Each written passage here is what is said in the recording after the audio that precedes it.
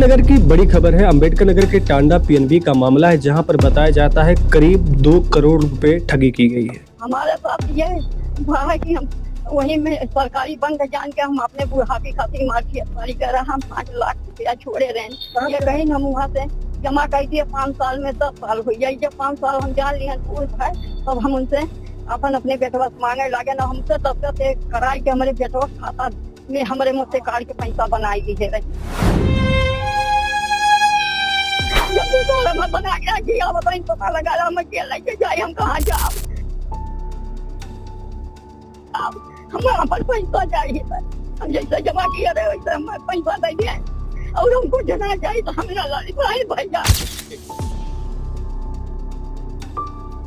मेरे साथ ये हुआ था, मैं रिटायर कर्मचारी हूँ। मेरे साथ ठगारी ये हुआ है कि 30 लाख रुपए का इन्होंने जो है मुझे पीएनबी मिल्ट लाइफ में एफडी कराने के लिए दिया था, जो कि 8 लाख रुपए का मेरा था। पॉइंट में ये था कि 8,000 रुपए आपको प्रति महीने मिलेंगे। 1 साल हो गया, मुझे 1 रुपया मिला नहीं था। और इसी को लेकर के 15 लाख रुपया मैं बच्चों को नाम कराया था, तो उसका भी कोई पैसा नहीं मिला। किसके नाम पर? एफडी इंश्योरेंस के नाम पर। सबसे पहले क्या होता है कि अंबेडकर नगर के टांडा स्थित पीएनबी बैंक में उमेर नाम का एक व्यक्ति, एक एजेंट रहता था, सक्रिय था। वह बैंक के अंदर ही बैठता था, जैसा कि लोग बता रहे हैं, जिससे लोगों को लगा कि वह बैंक का कोई अधिकारी होगा या फिर कोई कर्मचारी होगा। और उसने दर्जनों लोगों को झांसा देकर एफडी और इंश्योरेंस के नाम पर पैसे ले लिए। लेकिन जब लोगों ने अपने कागजात और उनका जब समय पूरा हुआ, एफडी इंश्योरेंस के जो भी डेट उनको मिली थी, इसके बाद जब वो बैंक पहुंचते उसका पता नहीं चलता है। फिर इसके बाद जब लोग इसकी जांच पड़ताल करते हैं, पता चलता है वो आदमी फर्जी और ये कागज भी फर्जी है। फिर क्या? फिर वो सीधे पहुंच जाते हैं प्रशासन, कानून, पुलिस के पास कि हमारी मदद करिए, हमारे साथ ऐसा हुआ। लेकिन सवाल सबसे बड़ा है कि अगर कोई बैंक में इस तरह से काम कर रहा है तो क्या बैंक वालों की गलती नहीं है?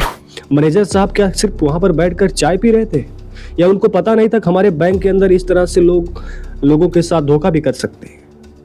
जैसा कि लोग बता रहे हैं कि बैंक के अंदर बैठता था तो हमें यकीन हो गया और विश्वास हो गया कि हमें जो है हमारा पैसा डबल कर दिया जाएगा 5 साल के बाद। और किसी से कहा गया कि आपको मंथली पैसे मिलेंगे 5,000, 6,000, 7,000, 8,000।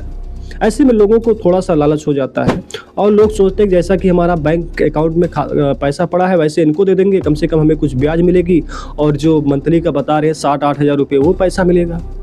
तो इस लालच में कहीं ना कहीं लोगों को फंसाया गया, दर्जनों लोगों को। अब इसमें देखिए सबसे बड़ा जो मामला आता है कि इन पीड़ितों में किसी के 8 लाख रुपए ले लिए गए हैं, किसी के 5 लाख। ऐसे तमाम लोग हैं जिनके साथ इस तरह से घटना हुई है।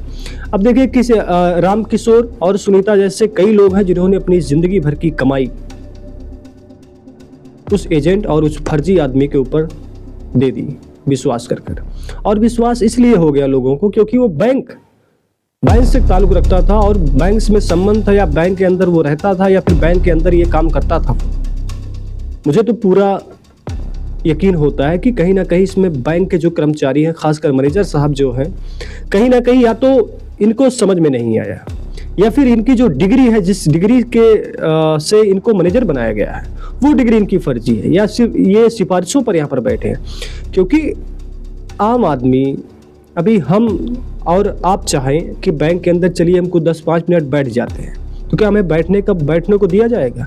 कई बार क्या होता है, गर्मियों के मौसम में लोग सोचते हैं कि चलो भैया बैंक के अंदर थोड़ा 10-5 मिनट बैठ जाते हैं, बहुत गर्मी हो रही, वहाँ पर एसी चलती है, ठंडक हवा मिल जाएगी।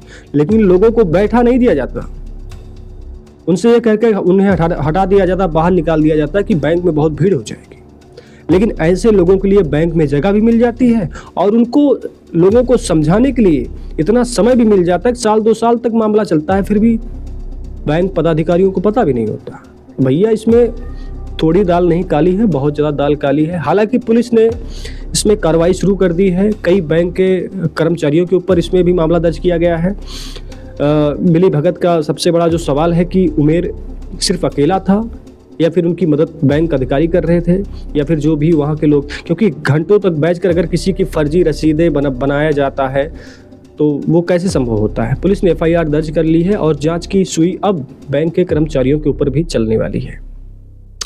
ताज़ा रिपोर्ट के मुताबिक आरोपी एजेंट उमेर फिलहाल में फरार चल रहा है। पुलिस उसकी तलाश में छापेमारी कर रही है और बैंक में सीसीटीवी फुटेज खंगाले जा रहे हैं। स्थानीय लोगों में अब बैंक को लेकर एक गुस्सा है और लोग कैसे यकीन करेंगे, कोई बैंक में अगर कोई नई चीज़ें आती हैं, नई स्कीम कोई आती है तो लोग कैसे यकीन करेंगे, जिनके साथ इतना बड़ा धोखा हुआ।